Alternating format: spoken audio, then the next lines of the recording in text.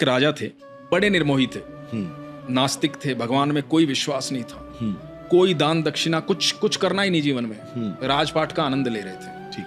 तो एक दिन रथ पर आए, एक संत आए उनके सामने, संत रुके आकर के, संत को पता लगा इस तरह का राजा है, तो संत ने कहा राजा को कि मुझे आपसे दान चाहिए। तो राजा ने कहा कि ये मेरी नियति में नहीं, मैं दान वान नहीं देता, ये फालतू के खर्चे में नहीं करता। तो संत ने कहा कि नहीं, मुझे तो आपसे दान चाहिए ही चाहिए, मेरी इच्छा है कि आपसे दान लूं।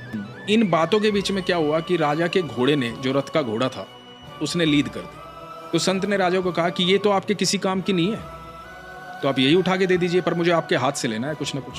तो राजा ने कहा कि ये ऐसे तो पीछा छोड़ेगा नहीं, उठा के वो लीद अपने हाथ से दे दी कि जा ले जा, खुश अब। तो संत ने कहा कि हाँ मैं खुश, और खुश होकर के उन्होंने कहा कि जा और बढ़े। तो संत तो चले गए। अगले दिन सुबह राजा बालकनी में बैठे अपने राजमहल की, और बड़ी बदबू आ रही, तो सामने देखा कि लीद का पहाड़ बना हुआ है। तो बुलाया अपने सैनिकों को, ये क्या है, हटाओ इसको। वो हटवाया गया, लेकिन वो फिर बन गया, बदबू फैलती जा रही है, समझ में नहीं आ रहा राजा के।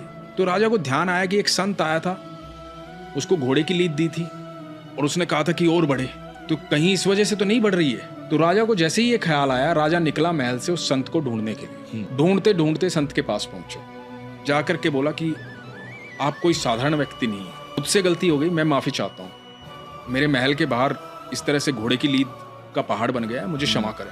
तो संत ने कहा कि भाई वो तो आपके कर्म है, आप मुझे धन देते तो धन बढ़ता, आपने जो दिया, मेरा तो कर्तव्य बनता है कि मैं आपको आशीर्वाद दूं, तो मैंने आपको इस तरह का आशीर्वाद दिया, तो अब आपका ये बढ़ रहा है, तो ये तो आपके कर्म है, आपको भोगने पड़ेंगे।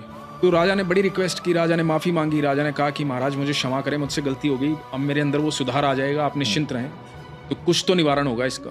तो संत ने कहा कि हाँ निवारण है, लेकिन मुझसे कोई प्रश्न नहीं पूछेगा जब तक निवारण ना हो जाए। ओके।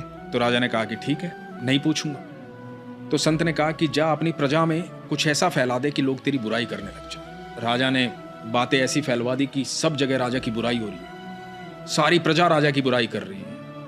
इधर जब सुबह बालकनी में देखा तो पहाड़ जो है वो साफ हो चुका है, साफ हो चुका है। अब राजा को लगा कि हाँ अब ये तो पहले जैसा हो गया है, वही सुगंध आ रही जैसे पहले आती थी, कोई दुर्गंध नहीं आ रही। राजा फिर गया संत के पास, संत के पास जाकर के बोला कि महाराज पहाड़ तो साफ हो गया है, सब कुछ ठीक हो गया, निवारण हो गया है, अब मैं प्रश्न पूछ सकता हूँ। तो संत ने कहा कि हाँ पूछो।